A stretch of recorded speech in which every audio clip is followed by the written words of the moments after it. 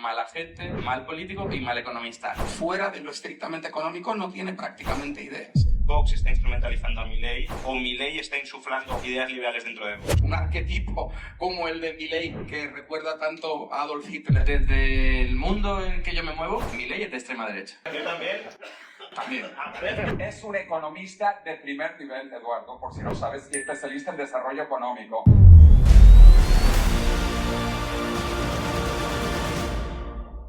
Arrancamos cambiando de opinión y lo hacemos con un debate de lujo.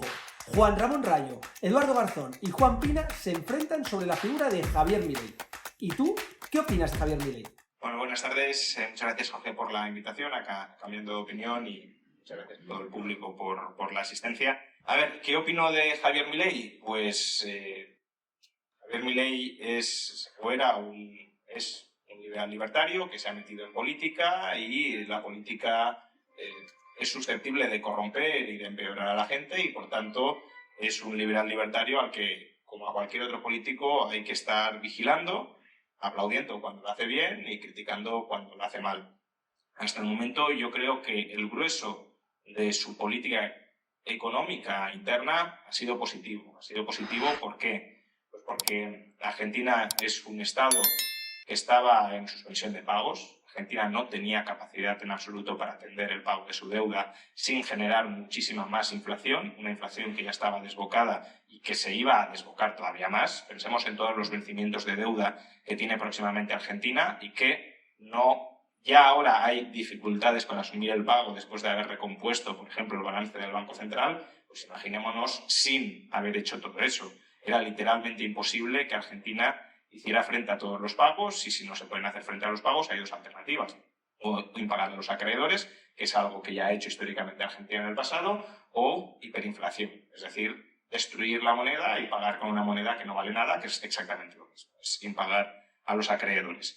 No digo que Argentina haya superado ya ni mucho menos esa situación, pero Javier Milei ha tomado un país que estaba, insisto, en suspensión de pagos, ha abierto un concurso de acreedores y está intentando reestructurar las finanzas públicas del país de tal manera que los acreedores terminen cobrando para que Argentina no repita los mismos errores y las mismas dinámicas del pasado, para que Argentina recupere algo de credibilidad internacional y, por tanto, recupere algo de capacidad de financiación global.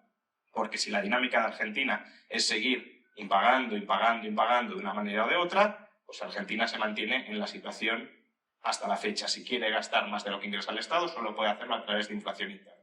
Y eso es lo que Javier Milei quiere evitar, porque además quiere cerrar el Banco Central. Pues se nos ha dicho, como siempre, habrá que estar vigilantes. En una entrevista que le pude hacer hace 2 semanas, se lo pregunté 2 veces explícitamente, y aún así sigo sin fiarme de que lo vaya a cerrar. Pero bueno, creo que es buena señal que se reafirme en ello. Pero claro, si tú cierras el Banco Central, necesitas capacidad de financiación global. Y Argentina hoy por hoy no la tiene porque no tiene esa credibilidad después de haberla pisoteado y ensuciado durante décadas. Entonces, son políticas muy duras, son políticas muy contractivas, son políticas que a cualquier país o a cualquier agente económico, si las adoptara, le harían pasar por un periodo de dificultades. Esas dificultades no las ha ocultado nunca Javier Milei. Desde antes de llegar a la presidencia ya dijo que el ajuste sería muy duro y muy doloroso y que además yo añadiría ni siquiera hay garantías de que termine triunfando y eso también hay que tenerlo presente. Una empresa, un ente que entra en concurso de acreedores puede terminar saliendo de él airoso o puede terminar fracasando, porque no depende solo de que hagas las cosas bien, también depende de que los demás confíen en lo que estás haciendo relativamente bien o teman que va a dejar de salir bien. Pero bueno, de esto podemos hablar más adelante. ¿Qué opino de Javier Milei? Pues es una pregunta complicada, porque la respuesta no puede ser directa, depende de en qué. Es decir, en economía, pues probablemente al igual que Juan Ramón y que cualquier otro economista, sobre todo pues liberal o incluso austríaco que esté presente, yo estoy encantado con el programa económico de Javier Milei. Espero que lo pueda llevar a cabo, lo deseo. Creo que es la solución que necesita un país devastado económicamente como es Argentina. ¿Cómo no voy a estar a favor de una moneda razonable en lugar del peso? ¿Cómo no voy a estar a favor de que se reduzcan los impuestos, el intervencionismo, la sobreregulación extrema que padece Argentina y que se avance en libertad económica para que el país pueda prosperar y salir del marasmo terrible en el que se encuentra. Al mismo tiempo, y pese a haber dicho esto, pues estoy muy en contra del personaje que me parece que llega a unos niveles de delirio francamente muy preocupantes. Hablaba antes el psicoanalista de arquetipos. A mí me venían a la mente algunos arquetipos o algunos representantes de arquetipos, mejor dicho, de los últimos 100 años, bastante más preocupantes que los que él ha utilizado como ejemplos, ¿no? Pero sobre todo, ya al margen de que las formas, las maneras, la estética del personaje pueda resultarme verdaderamente muy rechazable, lo que verdaderamente me preocupa no es eso. Lo que verdaderamente me preocupa es qué representa Javier Milei en el contexto internacional de la lucha entre corrientes ideológicas, de la lucha entre sistemas de ideas, que es lo que creo que en estos momentos está adquiriendo una importancia muy relevante frente a épocas anteriores. Me preocupan sus alianzas domésticas dentro de Argentina, pero sobre todo me preocupan sus alianzas internacionales y que ni siquiera creo ya que se puedan considerar alianzas, sino que realmente es una inserción dentro de todo un movimiento que tiene, lo único bueno que se puede decir de él es que es disruptivo, pero el problema es que ejerce esa disrupción en la dirección equivocada, porque es en la dirección de, al final, más intervención y coerción estatal, quizá no en lo económico en el caso puntual de Argentina, pero sí en lo económico y en todo el resto del planeta. Y eso es, a mi juicio, muy preocupante, muy alineado además, por más que él se declare pro-ucraniano y antirruso y tal, pero muy alineado con el tsunami geopolítico que está favoreciendo al régimen de Vladimir Putin y que tenemos aquí enfrente, pues el próximo día 9 hay elecciones al Parlamento Europeo en toda Europa, el 5 de noviembre las habrá en los Estados Unidos y lo que vemos es ese tsunami geopolítico de realineamiento ideológico que, a mi juicio, no va en la línea de menos Estado, sino en la de más Estado, y en la cual, lamentablemente, Javier Milei, pese a su excelente política económica para Argentina, representa un ladrillo más de todo ese bloque que se está construyendo, que incluye incluso a elementos de la extrema izquierda, aunque sobre todo incluye a los de la extrema derecha a nivel global, frente a las democracias liberales, lo que en ciencia política se conoce como democracia liberal. Y bueno, pues esa es la gran preocupación que tengo respecto a Javier Milei. A mí, Javier Milei, pues si me preguntan qué me parece, yo diría que es mala gente, como podríamos decir desde Andalucía. En primer lugar, porque está apoyando a un régimen genocida, que está cometiendo genocidio claramente en Palestina, me estoy refiriendo a Israel. Han asesinado ya más de 15.000 niños y bueno, pues yo creo que eso es algo que podría alertar a cualquier persona con un mínimo de sensibilidad y sin embargo Javier Milei, pues por ignorancia, insensibilidad o por ser un desalmado, no lo sé muy bien, apoya este régimen. Entonces eso, en primer lugar, también acompañándolo de que él mismo al principio decía mis políticas económicas van a generar bastante dolor en Argentina, pero en realidad ahora su discurso no va por ahí. Yo incluso podría entender que dijera, bueno, la gente está sufriendo, pero es parte de la medicina, pero ahora su discurso es triunfalista. Entonces también parece que es un insensible con respecto a los problemas que está sufriendo la población argentina, ya sea por sus políticas, que es lo que yo considero, o ya sea por lo que viene de antes, ¿no? En segundo lugar, me parece muy mal político, ya sé que no es político, no se define político, pero está ahora dirigiendo un país y por lo tanto tiene que meterse en política. ¿Por qué digo que es mal político? Porque no entiende que la política es una correlación de fuerzas, negociaciones, diálogo. Él lo que quiere es llegar a imponer un poco pues, su visión, que cree que es la mejor del mundo, y vale, eso es legítimo, pero lo que no entiende es que no tiene suficiente apoyo ni parlamentario, ni siquiera en las calles, que va menguando cada vez más rápidamente, ¿no? Entonces, eso le lleva a cometer, ¿cómo decirlo? O sea, problemas importantes dentro de sus propias negociaciones, con sus propios aliados, a los que no deja de insultar, con los que tiene un montón de problemas para aprobar cualquier ley, e incluso más allá del país, con todos los países que han tenido algún tipo de alianza con Argentina. Un montón de conflictos diplomáticos absolutamente innecesarios, que bueno, ahora pues por lo visto para conseguir gas pues no parece haber ningún tipo de problema con la negociación con Brasil, ¿no? Y por último, mal economista, claro, ¿qué iba a decir yo al respecto, no? Entonces, ¿por qué lo considero así?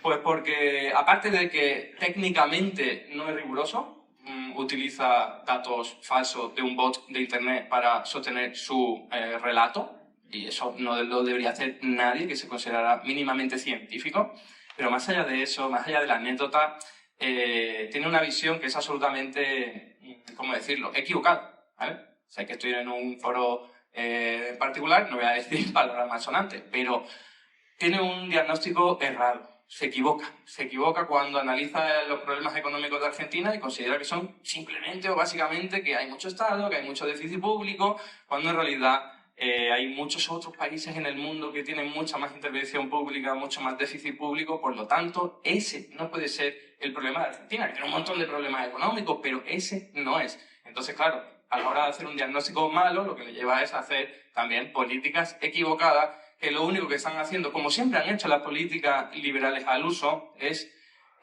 incrementar la desigualdad y la pobreza, ¿no? Y hacer que sea la gente más vulnerable la que pague los platos rotos de cualquier tipo de crisis de los gobiernos anteriores e incluso las políticas que se están adoptando. Así que, por resumir, pues me parece mala gente, mal político y mal economista. Y no todo lo que pienso de él es malo, pero lo voy a dejar aquí. Pensaba que ibas a decir lo que pensabas bueno, pero...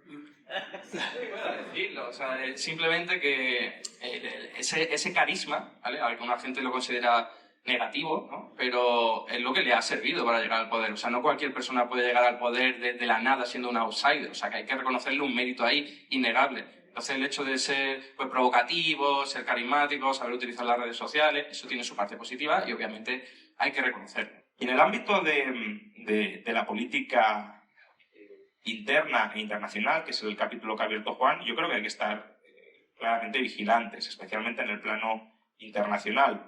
Y en el plano interno, pues más allá de sus formas, que nunca me han gustado, pero que también hay que reconocerle que desde luego hasta el momento ha sido relativamente exitoso para como un outsider llegar a la presidencia, en política interna creo que de momento no ha cometido no ha tenido ningún gesto ni ha tenido ningún comportamiento que haga pensar en que está tratando de desmontar o de acabar con el Estado de Derecho o suprimir la separación de poderes, que es un temor razonable en el populismo de derechas con el que se ha aliado Milei en la esfera internacional. Yo, al menos de momento, internamente no he visto ningún movimiento en esa dirección, pero en cualquier caso hay que estar obviamente vigilante porque esa potencial pulsión autoritaria no es que la tenga Milei, es que la tiene cualquier político, y especialmente un político que tenga tanto apoyo popular como hoy sigue teniendo Javier Milei, pues puede sentir esa tentación de quitarse los pesos y contrapesos que limitan su autoridad al frente del Estado, pensando que él es una especie de mesías y que por tanto no necesita esos pesos y contrapesos.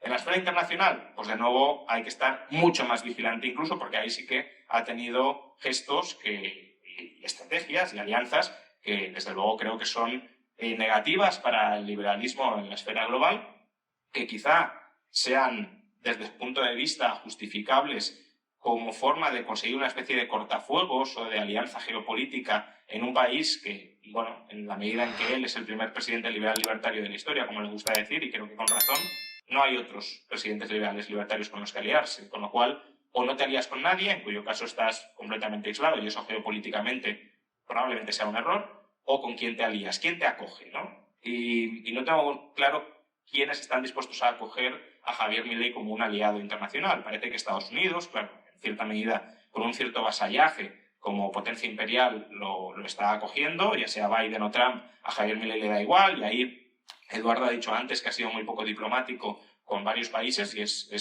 cierto, yo coincido que ha sido poco diplomático, también nosotros lo hemos sido, pero ese es otro tema. Pero, por ejemplo, con Estados Unidos ha sido exquisitamente diplomático.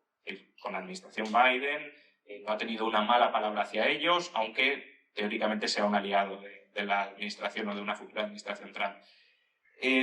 Lo que creo que ingenuamente espera lograr Javier Milei con su política de alianzas internacionales es reorientar ese populismo de derechas, que sí, tiene cierta ideología detrás, pero Meloni no tiene ideología. Meloni es un identitarismo de derechas pragmático en el sentido de si sopla el viento en una dirección, va en esa dirección y si no en otra. En Le Pen, por supuesto que tiene ideología. En Vox hay gente con ideología falangista, hay gente que no tiene ningún tipo de ideología.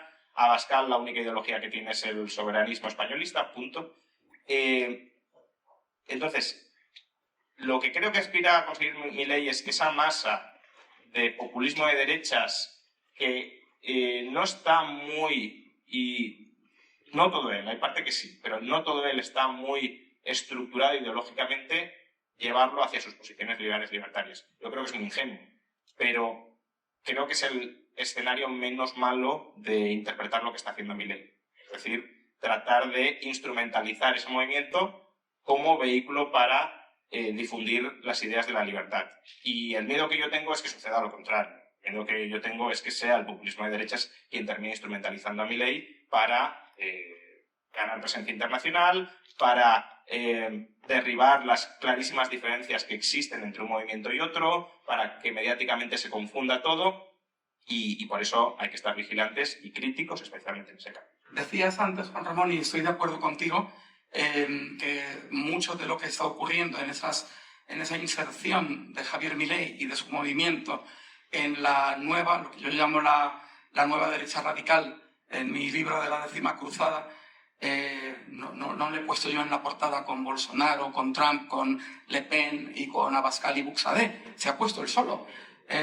Mucho de esto se justifica porque efectivamente él quiere alianzas en el exterior, quiere y necesita, como todo político, alianzas en el exterior. Pero fíjate que tenía 4 opciones y no ha querido ninguna de ellas. En primer lugar, la más naif quizá de todas, podría haberse aliado con los 33, 34 partidos libertarios extraparlamentarios que existen en todo el mundo, que claro, son muy débiles. Bueno, el más poderoso es el de los Estados Unidos, con un 3% más o menos de votos. E incluso ahí ahora mismo hay una deriva muy negativa dentro de ese partido, como vimos en la convención de Washington del otro día. Pero bueno, esa era una opción. Hay 30 y tantos partidos libertarios, el de Rusia es absolutamente maravilloso en su oposición heroica frente al régimen de Vladimir Putin, y los hay por todo el mundo.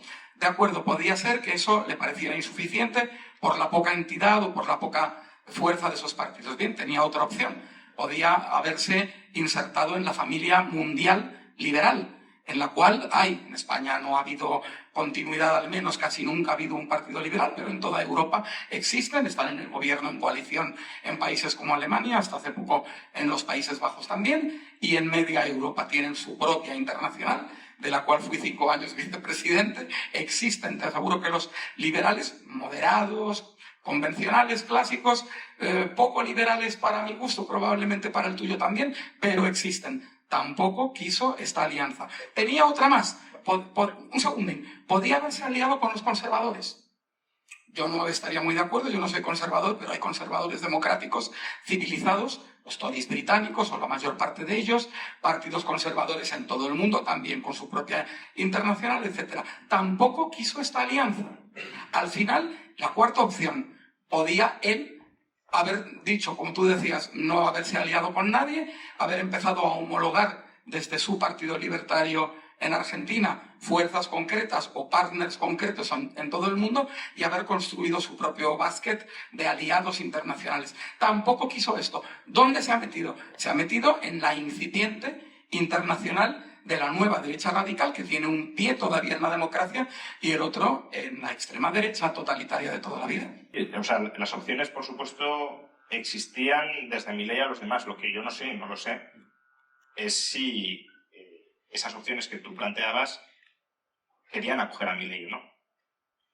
Es decir, los liberales europeos se sentirían cómodos con tener a Milei ya no como un aliado que se cuela por allí, sino como un referente interno. Yo creo que no. Los conservadores lo mismo. En cambio, esa nueva derecha, absurdamente, porque lo que representa es, al menos desde un punto de vista económico muy claro, lo contrario de lo que defiende Milei, sí están jaleando, aplaudiendo a Milei como un líder dentro de ese movimiento. Y yo creo que lo que Milei ha buscado es eso, es en qué movimiento más o menos importante yo puedo tener una presencia política destacada. Y me parece que en todos los demás no la habría tenido porque no se la habrían dado.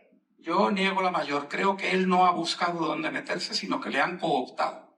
Es decir, hacia 2018-2019 se producen varios cambios en el mundo. Uno de ellos es la eclosión de la acción internacional del régimen húngaro de Viktor Orbán, con 1.700 millones de dólares de presupuesto, de euros, que es aproximadamente lo mismo que Alemania destina para todo el sistema de fundaciones ideológicas. La Ebert socialdemócrata, la Adenauer democristiana, la Naumann liberal, la Verde, etc.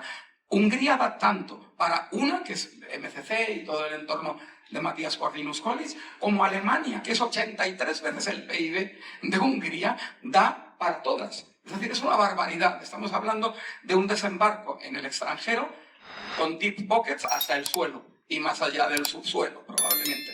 Hermann Tertsch y otros políticos empiezan a viajar a América Latina y empiezan a comprarse todo lo que hay a la derecha del centro. Influencers, medios, periodistas, políticos, candidatos, partidos. Y en cada lugar van encontrando algún conservador al cual poder apoyar, que sea suficientemente viable, algún democristiano, algún socialcristiano, algún centrista. Y en Argentina lo que encuentran es a Javier Milei. Y entonces adoptan a Javier Milei porque es lo único que encuentran en Argentina que les resulte viable, y a partir de ahí el resto es historia. Sí, no lo sé, es una posibilidad. Quiero decir, querría haber alguna prueba más de que eso haya sido así, de que se le hayan transferido fondos a Javier Milei, de que Javier Milei haya construido su movimiento político a partir de esos fondos. No lo descarto, pero tampoco tengo ninguna evidencia más allá que tu juicio, que puede ser bastante ponderado y conocedor del asunto, lo desconozco. La cuestión es, ¿en algún momento Javier Milei ha renunciado a su discurso, a sus valores, en función de lo que uno esperaría de esa internacional derechista populista? Yo creo que su discurso sigue siendo esencialmente el mismo. Y hasta que no cambie de una manera sustancial su discurso y las políticas que acompañan su discurso, a mí, por supuesto, me preocupa esa política de alianzas y, como digo, creo que hay que estar vigilantes, pero al final yo lo que voy a evaluar, más allá de posibles escenarios futuros preocupantes que hay que estar pendiente, es qué dice y qué hace. De momento, lo que dice y lo que hace creo que está bastante alineado con el liberalismo libertario. ¿Que puede dejar de estarlo? Bueno, lo veremos. Lo está en economía. En economía. ¿Pero qué ha hecho en política que no lo esté? De momento, nada. Vale. Ni en una dirección ni en otra. Vale. Pero ¿quiénes son sus aliados para todo lo que no es economía? Porque yo creo que tú lo conoces personalmente mejor que yo. Yo estoy convencido de que él, fuera de lo estrictamente económico, no tiene prácticamente ideas. Es decir, o no tiene un pensamiento como muy asentado respecto del resto de políticas. Entonces, muchas veces podemos llegar a caer en el error economicista de pensar que el análisis que realizamos en lo económico es adaptable a todo el resto de dimensiones de la vida. Y yo pienso que no es así. Es decir, el problema es que él está delegando todo lo no económico en personajes verdaderamente siniestros. En Victoria Villarruel, con todo el movimiento de nostálgicos de las juntas militares de los años 70, en personajes como Agustín Laje, en todo lo que tiene que ver con la dimensión de la moral, de la ética, de los derechos y libertades individuales. Esto, sinceramente, como tú dices, es muy preocupante. Todavía no ha habido un hecho concreto, pues como, yo qué sé, por ejemplo, Viktor Orbán, cuando empieza a hablar de democracia iliberal y de empezar a suprimir todo tipo de cuestiones y crear una supermayoría para que con el 66% de los escaños pues pueda prácticamente reformar la Constitución él solo, o empezar a poner etiquetas de libro gay en determinadas publicaciones en Hungría, etcétera. Todavía esto no ha ocurrido en Argentina. Bueno, lleva 6 meses. Vamos a ver, al final el país es presidencialista, pero él no tiene el poder total y absoluto. Hay otras personas que toman decisiones. Vamos a ver cómo evoluciona esto. Pero incluso si salvara a Argentina de ese tipo de situaciones y se dedicara únicamente al programa económico que ambos compartimos con él, seguiría proyectando en el resto del planeta el apoyo desde un país tan importante, tan relevante como es Argentina, a una serie de gente que verdaderamente representan un peligro de involución a 1930 que no es ninguna tontería. Sí, esa parte de que se apoye en esas personas a las que habría que criticar y no apoyar es una crítica que comparto y que, de hecho, ahí no hay ninguna discusión. La cuestión es la imagen que está proyectando Javier Milei ahora mismo al resto del mundo es una imagen de estar promoviendo esos valores iliberales de esos personajes, o más bien lo que está proyectando es o está insuflando un cierto impulso al movimiento libertario internacional. Yo creo que es más bien esto último, con el riesgo, por supuesto, de que cambie en algún momento. Te responde José Ortega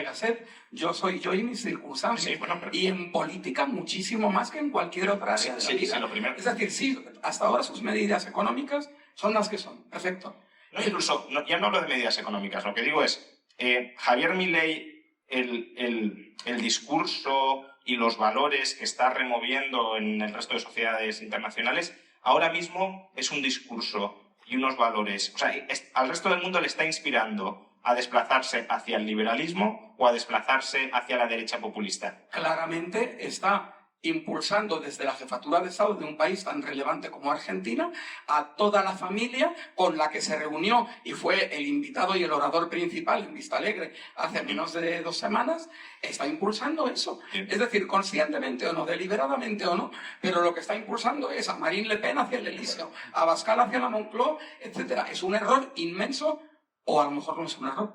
Pero que Milei está generando más apego hacia el liberalismo fuera de Argentina y no hacia el nacionalismo derechista antiliberal, al menos de momento, que en el futuro cambie. Si va como orador principal a un evento del iliberalismo derechista, conservador, nacionalista y populista, obviamente es la estrella de ese evento. ¿Qué discurso tiene? ¿Tiene un discurso acomodado?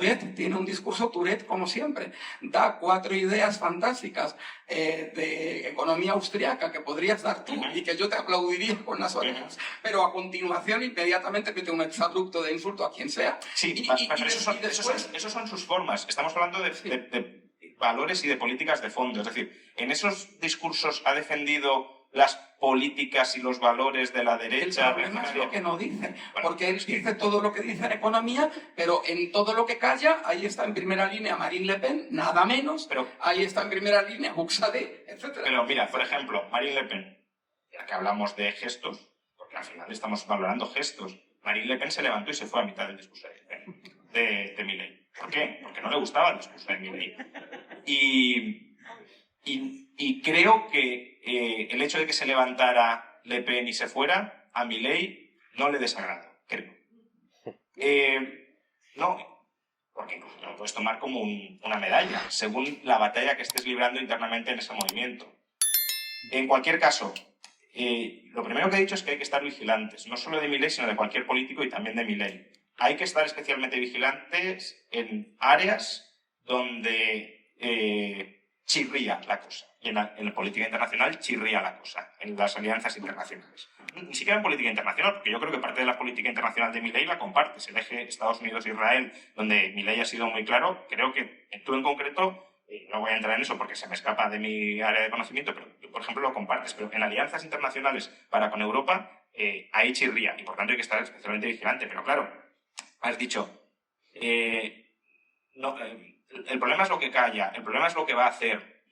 Bueno, puede ser, pero es que claro, si de momento no ha tenido malas palabras ni malas acciones, y sí en cambio ha tenido en muchos otros campos buenas palabras y buenas acciones, creo que se puede ser crítico en el sentido de estoy viendo qué haces y no me gusta cierta orientación que estás teniendo, pero tanto como decir que forma parte ya de ese entramado de la nueva derecha reaccionaria y antiliberal, cuando no ha tenido ningún gesto ni ninguna palabra clara en ese sentido, más allá de las alianzas, hasta cierto punto, salvando mucho las distancias, porque además es un conflicto, pero para entendernos, es como si dijéramos, no, si Churchill se alía con Stalin, entonces Churchill es comunista. No, cuidado, no tiene por qué. Puede ser que Churchill quiera instrumentalizar a Stalin, que Stalin quiera instrumentalizar a Churchill, que tengan un enemigo común, que es lo que dice Milei, el enemigo común es el socialismo. Yo creo que hay más enemigos aparte del socialismo, pero bueno, él dice, el enemigo común es el socialismo y todos nos aliamos contra el socialismo. Vale. Eso puede ser lo que esté en la cabeza de Milei y no que él se identifique o que él compre el paquete ideológico de esa derecha antiliberal. Desde el mundo en el que yo me muevo, Milei es de extrema derecha. Y eso es una sensación generalizada, de verdad. ¿Yo también? También. Claro, para la inmensa mayoría de la gente sí. Claro, entonces, Y... el nivel analítico es como, desde este lado soy rojo. Pero no estamos hablando de niveles analíticos, estamos hablando de sensaciones y de símbolos, porque al fin y al cabo yo coincido totalmente con Juan. ¿No está impulsando Milei siendo el número uno en ese evento a la ultraderecha? Obviamente que sí. Otra cosa es que no lo quiere hacer, pero obviamente que sí. El número uno, Vox, aplaudiendo con la oreja y el PP incluso triste por ello. Con ese discurso, Vox está instrumentalizando a Milei, o Milei está insuflando o quiere insuflar ideas liberales dentro de Vox. Porque si Vox aplaude con las orejas un discurso liberal, la cuestión, dentro de Vox generó mucho resquemor también, es, oye, que aquí estamos comprando una mercancía ideológica desde su punto de vista. Sí, tormentas de agua se generan todo el rato, ¿vale? Pero la clave, lo que estoy diciendo yo es iros hacia afuera, imaginaos la visión que hay desde fuera, porque los grandes medios de comunicación siempre titulan, aunque sea interesadamente, que Milei es de extrema derecha. Al fin y al cabo, lo que se está haciendo es jugar en contra de vuestro movimiento liberal, porque la gente lo que hace es no distinguir lo que es el liberalismo de la extrema derecha. Eso juega en vuestra contra. Por eso yo sí entiendo la visión de Juan y lo corroboro con lo que la gente me rodea. Que sí, que a ti también te califican de extrema derecha y quizás no sea lo más riguroso o preciso, pero eso ocurre y con eso hay que jugar.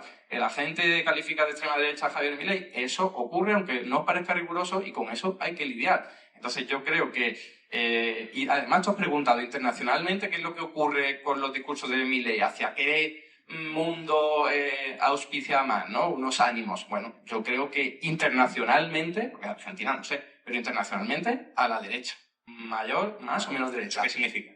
Por ejemplo, si la gente que está en Estados Unidos no sabe los problemas internos que se están tratando de solucionar en Argentina, y entonces lo único que saben son los conflictos diplomáticos. ¿Con qué? Con países gobernados por la izquierda, incluso también incluyendo a China. Entonces, ¿qué es la sensación que da? Que es un gobierno de derecha, y es que lo está poniendo en bandeja, porque encima va a un acto de extrema derecha, pues blanco y en botella.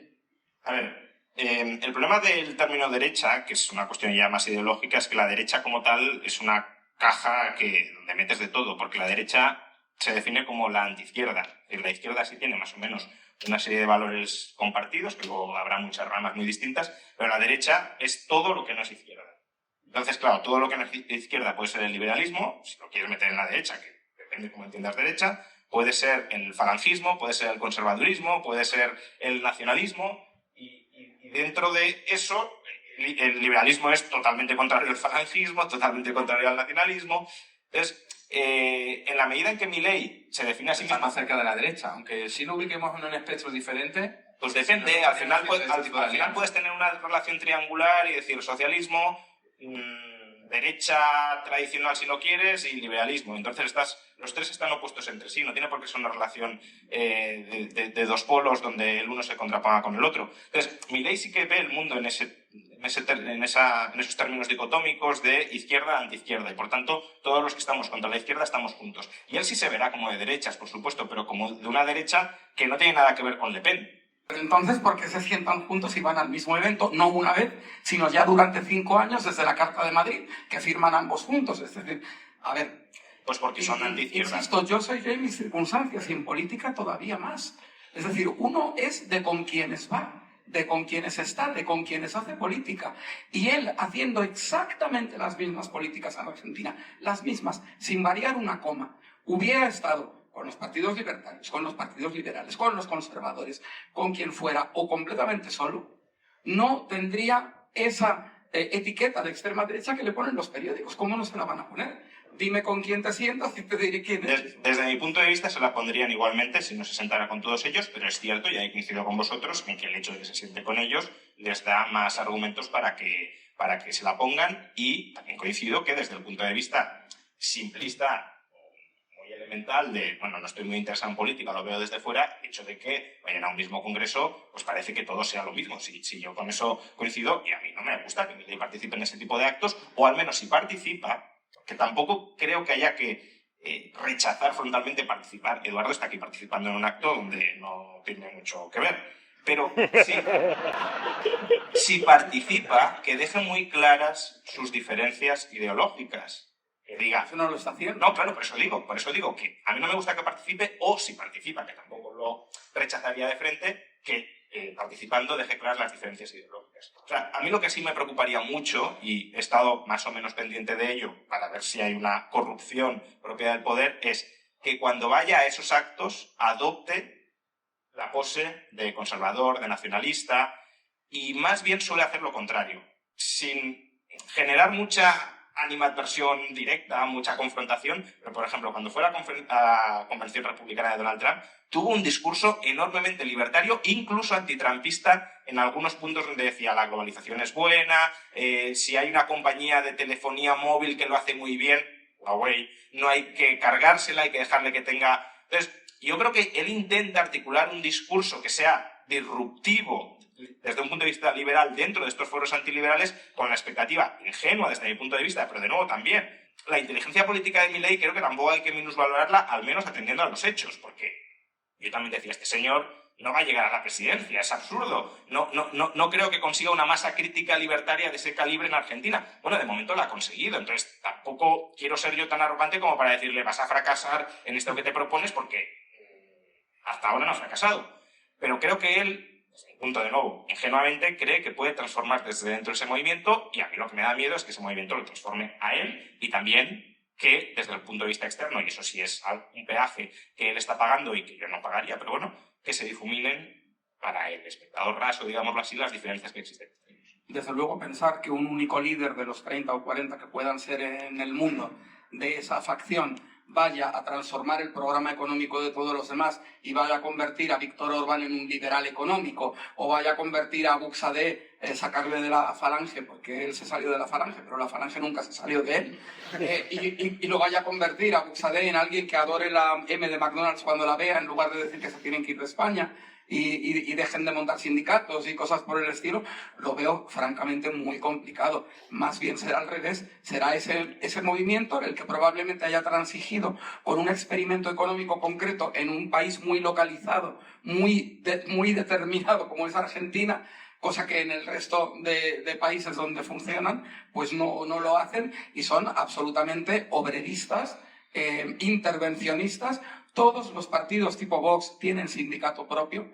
Hace 2 años se reunieron para la campaña electoral de Víctor Orbán en Budapest, e iban todos los sindicatos de Solidaridad, de España, etcétera, cantando el cara al sol por las calles de Budapest, fachetanera, etcétera, que eso es el tipo de gente con la que están nutriendo los sindicatos esos partidos socialistas de derechas. Entonces, a mí me parece que es peligrosísimo, y que flaco favor le hace a la causa de la libertad económica Milei, cuando él intenta aplicar medidas liberales en Argentina, pero al mismo tiempo está ayudando al auge de toda una serie de movimientos que son extremadamente intervencionistas en lo cultural, moral, religioso, etcétera, pero también extremadamente intervencionistas en lo económico, o al menos ese es su programa. Aparte, en tu discurso vienes a decir que Javier Milei no va a ejercer ningún tipo de influencia sustantiva sobre estos movimientos, pero al mismo tiempo que les va a ayudar a llegar al poder. Yo creo que si tiene capacidad para lo uno, también tendrá cierta capacidad para lo otro.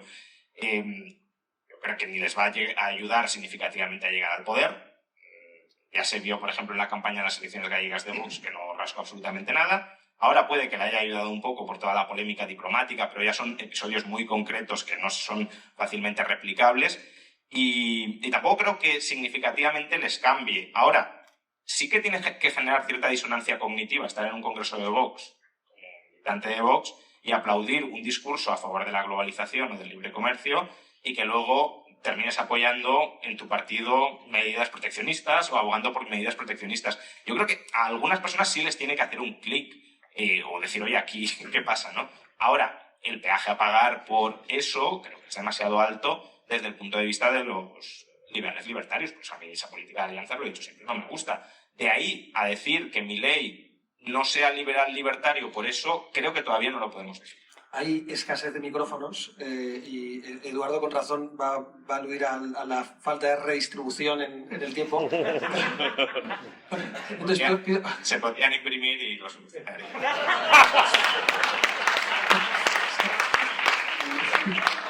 Estamos chistosos todos hoy. A ver, yo creo que es muy ingenuo pensar que Javier Milei, estando en unos espacios como estos, su objetivo sea convencer a la gente del liberalismo.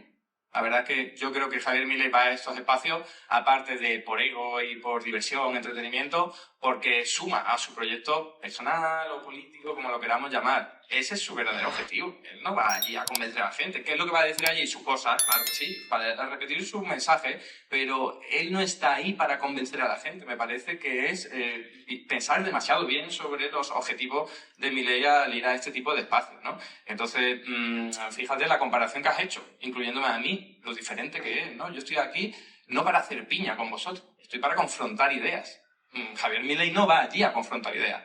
Que es muy diferente. Yo aquí podría salir con vosotros, vuestros símbolos, vuestros logos, y aunque sea, pues sí, estando en desacuerdo con algunas cosas, pero no es eso lo que hago, ni es eso lo que está haciendo Milei. A ver, lo de que no va a confrontar ideas es relativo, porque si tú miras los discursos sí están muy confrontados. Lo que no va es, si lo quieres, a meter el dedo en el ojo y decirles, yo no pienso como vosotros.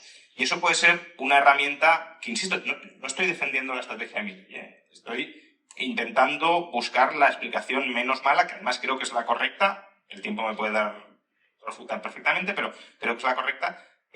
Como que les puedes estar intentando manipular diciéndoles, yo soy de los vuestros o estamos todos juntos, pero ¿qué significa ser de los vuestros? Ser de los vuestros significa estar a favor de la globalización. Ser de los vuestros significa estar a favor de un Estado más pequeño. Ser de los vuestros significa más libertad de mercado. ¿No lo dice así?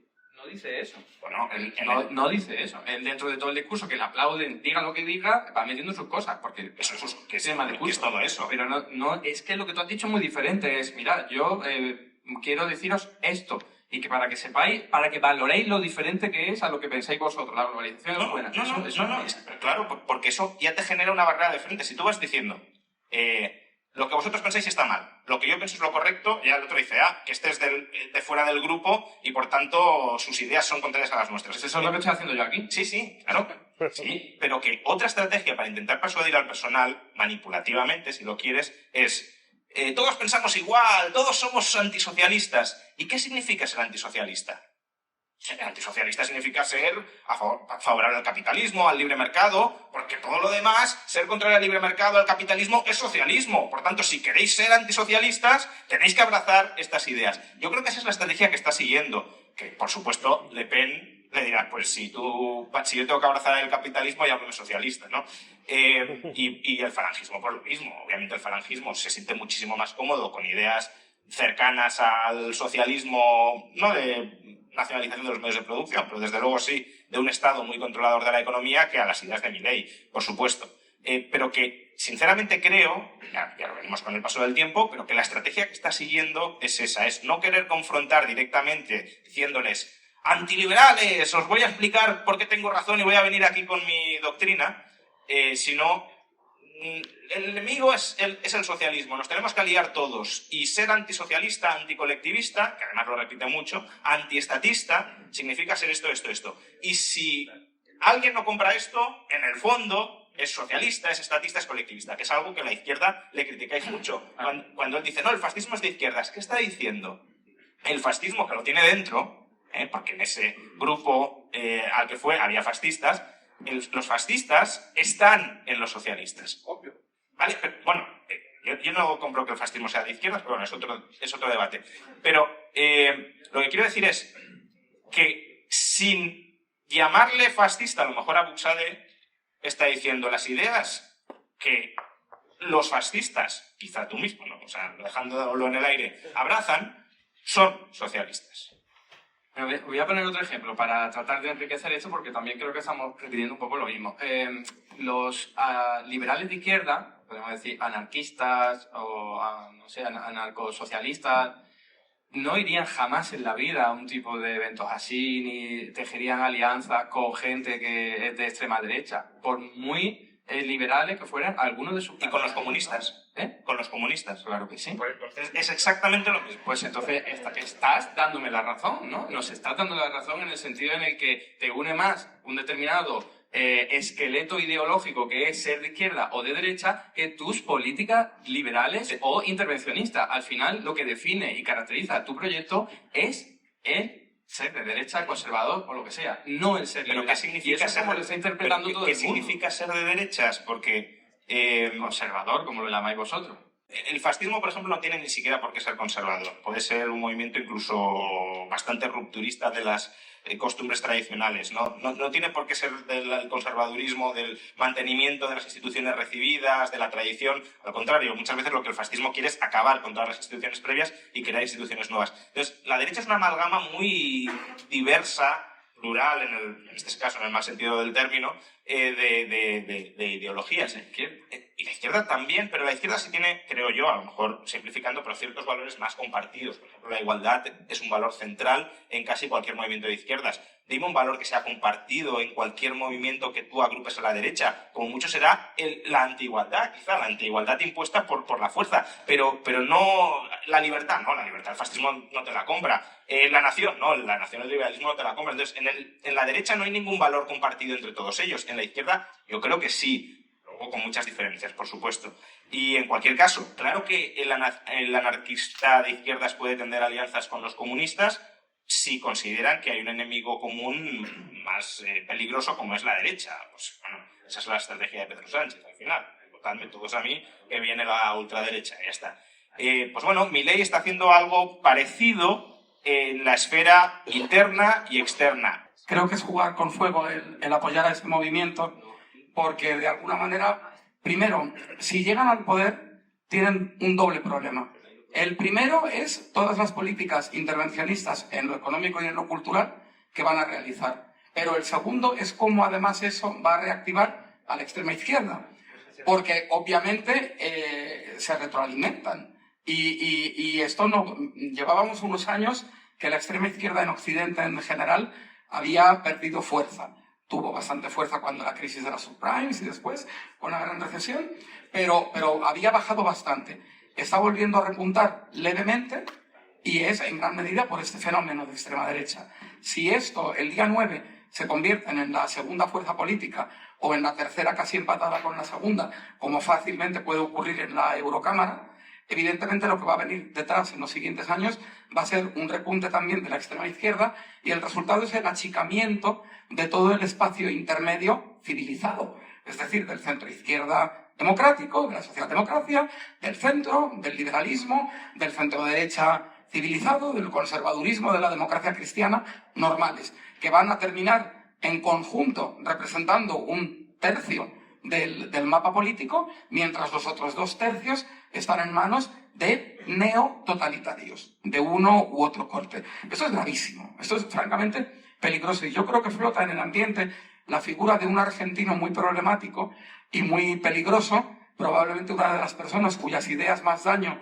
hayan hecho al marco democrático de nuestro tiempo, que es Ernesto Laclau. Ernesto Laclau, que es el líder de todo el pensamiento populista de las últimas décadas, ya desde los años 70, y que verdaderamente lo están siguiendo como una hoja de ruta, como un manual, de manera absolutamente, a pies juntillas, tanto en la extrema izquierda, que es lógico que lo haga, puesto que era un pensador marxista, como también en los últimos 10-15 años la extrema derecha. Víctor Orbán sigue a Ernesto Laclau a pies juntillas.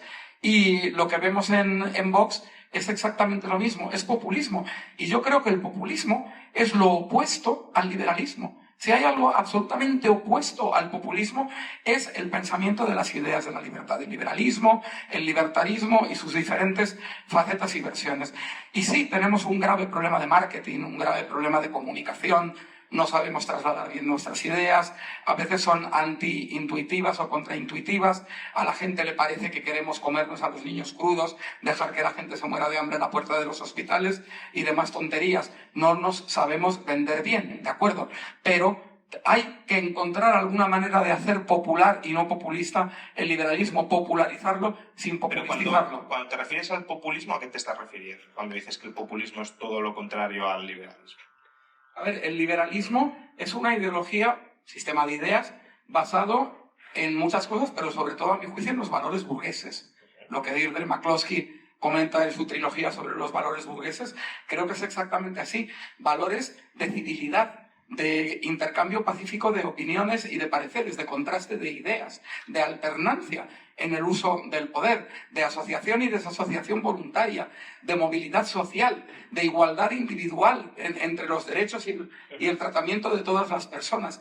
Todo eso es lo que está ausente en el populismo. El populismo, por ejemplo, la democracia iliberal de la que habla Víctor Orbán, en lo que consiste es en que la voluntad de la mayoría sustituye a la totalidad.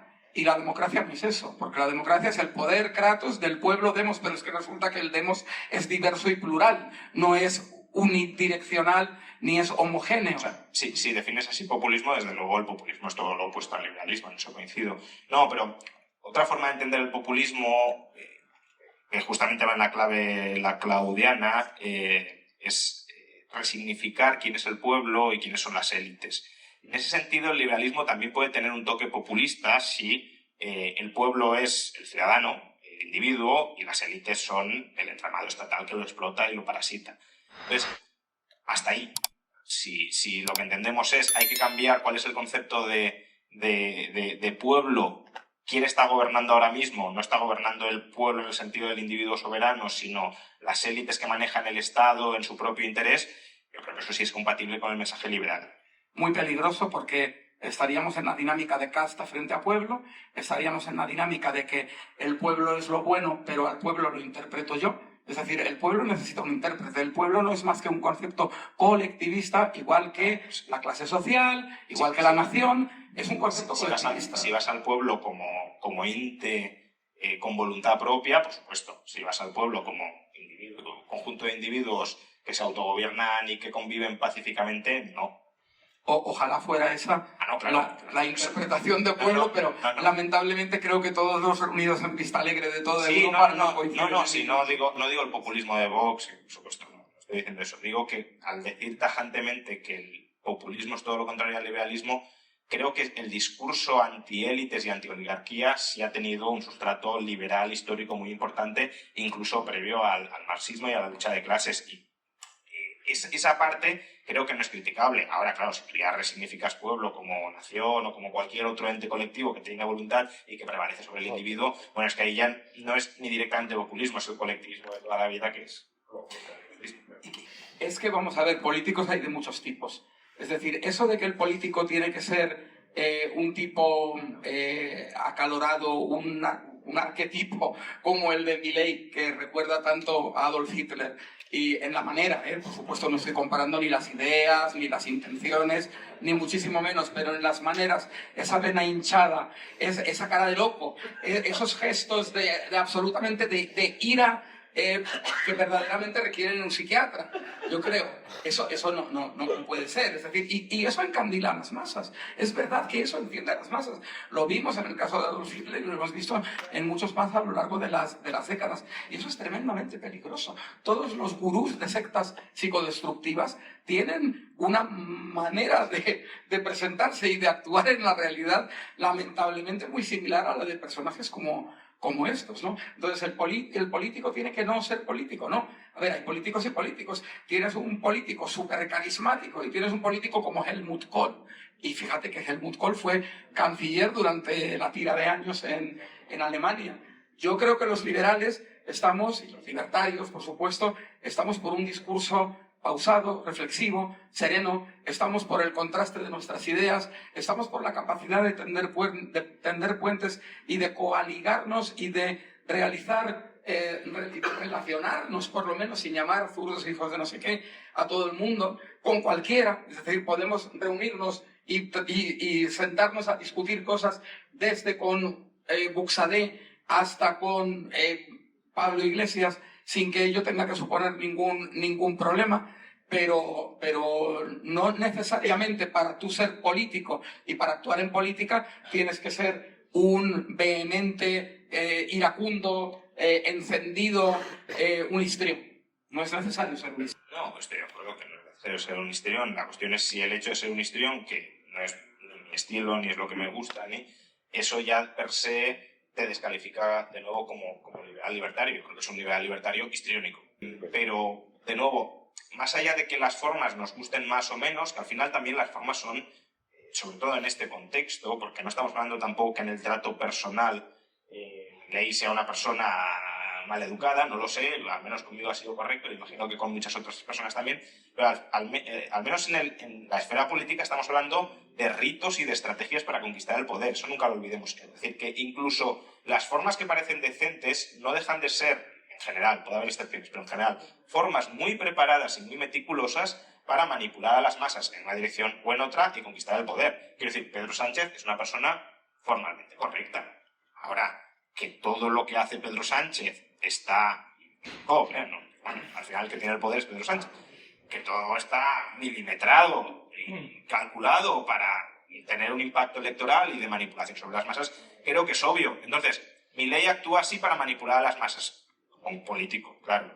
El Pedro Sánchez actúa así para manipular a las masas, como un político, claro. Entonces, yo no es que vaya a defender ni mucho menos las formas de Milei, porque creo que no son... O sea, si se generalizan esas formas, al final una cierta cultura de respeto institucional se pierde, y eso es problemático, porque las instituciones también son instituciones informales, pero de ahí a sacralizar como si las formas correctas fueran equivalentes a políticos abnegados, honestos, transparentes, no, pueden ser tan o más manipuladores que Milei, tan o más mala gente que Milei. No estoy diciendo que Milei sea mala gente, pero bueno, que cogiendo el guante que tú has tirado, políticos que esbozan una sonrisa, que parecen simpatiquísimos, empatiquísimos, pueden ser los mayores psicópatas que existen, porque justamente la psicopatía es eso, es aparentar algo que no eres para manipular al tercero sin en realidad tener la más mínima consideración por el tercero, porque lo estás instrumentalizando y lo estás manipulando para que el tercero se crea que te preocupas por él. Entonces, sí, se pueden criticar las formas, pero entendiendo que los de enfrente que tienen mejores formas son tan estrategas. Una última pregunta. ¿Creéis que Milei se cree un líder mesiánico? El otro día seguí con atención el discurso de Vistalegre y empiezo a ver algunos tics, algunos rasgos de comportamiento en su discursiva, en su narrativa, que empiezan a preocuparme bastante.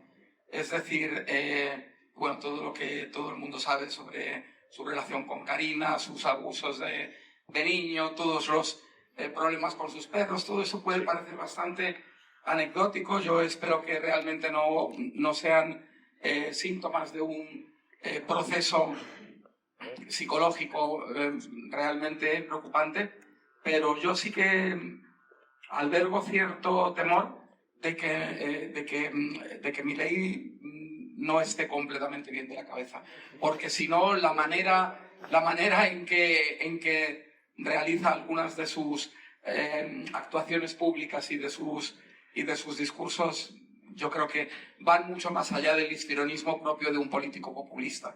Hay algunos rasgos que, francamente, me parece que están verdaderamente mucho más allá de lo normal. Yo creo que sí, y poco más puedo decir al respecto. ¿A que está loco o a que es un Mesiánico, un líder mesiánico, esa era la pregunta. Yo, en cuanto a lo que ha dicho Juan, en las distancias cortas no me ha parecido en absoluto.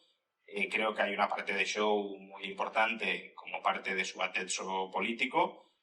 Obviamente tampoco conozco tanto al personaje o a la persona como para poder ir más allá. En cualquier caso, también diré que para meterte en esos fregados y tener el impulso que él desde luego tiene, la pasión y la obsesión que él mismo tiene, es un poco loco, a lo mejor sí que hay que estar, pero bueno, los genios están locos también, en parte. Entonces, bueno, si es una locura desde ese punto de vista, habría que intentar que no se desvíe hacia sendas más peligrosas, sino que esté bien encauzada hacia una promoción de la libertad y poco más eso.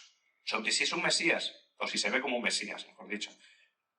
Yo creo que hasta cierto punto sí, pero no un mesías personalista, o al menos no tengo esa sensación, sino como una persona que tiene la capacidad, la voluntad, la determinación, la obsesión existencial, si lo queremos, de dar un giro copernicano a la esfera ideológica internacional hacia el restablecimiento del liberalismo. Y creo que él confía en sí mismo, en que es capaz de hacerlo. Desde luego, para lanzarte a esa empresa tienes que estar muy confiado y creer mucho en ti mismo, en que puedes hacerlo. Y claro, si alguien cree que él, o sea, si Miguel cree que él puede, de alguna manera, iniciar una especie de revolución liberal internacional progresivamente, primero en su país, sirviendo de ejemplo al resto del mundo y luego trasladando esos valores al resto del mundo, pero eso claro que tiene un componente mesiánico, porque es que es una empresa transformadora de la humanidad. Cualquiera que protagonice eso, aun cuando sea desde la estricta humildad, que no creo que tampoco sea el caso, pero tiene toques de mesías. Ahora, que sea un mesías en el sentido de la salvación solo os la puedo proporcionar yo y yo soy el que os va a salvar porque soy yo. No, él creo que quizá en ese caso, la analogía con Moisés, no sé si hay muchas otras, pero la analogía con Moisés sí está mejor traída. Él se ve más bien como un portador del restablecimiento de los valores liberales y que la salvación de la humanidad en todo caso vendrá a través de la difusión de esos valores liberales que él se ve en posición, creo yo, de poder generalizar.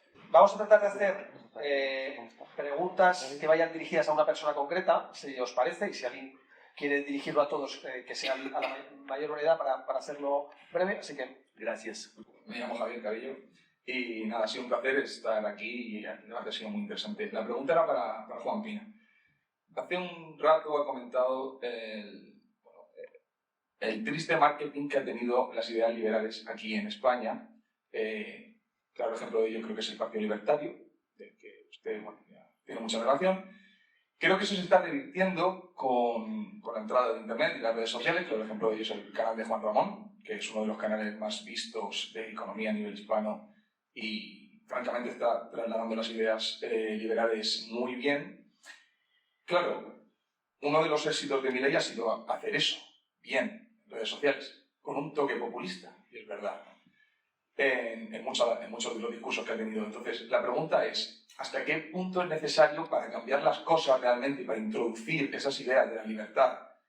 Al final, una de las cosas que ha hecho Milei ha sido que la gente busque qué es ser liberal, qué es el liberalismo, qué es el libertarismo, que el Estado es el enemigo, que el socialismo es el enemigo, etc., ¿no? Entonces, ¿hasta qué punto es necesario que el populismo soft, por muy peligroso que pueda llegar a ser y que se pueda enrevesar la cosa, o incluso el ejemplo que había dicho Juan Ramón, un ejemplo, idea, de que quizá Milei introduciéndose en esos grupos como en Vox y dando esos discursos, quizá está diciendo, oye, estamos buscando un enemigo común y a partir de ahí estoy siendo el caballo de Troya dentro de esas ideas más de extrema derecha, que es donde se está acercando, para introducir al final las ideas liberales. ¿Cómo se consigue si no es así? Porque, sin duda, el éxito de Milei, y realmente es mucho mejor que lo que han venido antes a Argentina, viene de ese camino. Gracias.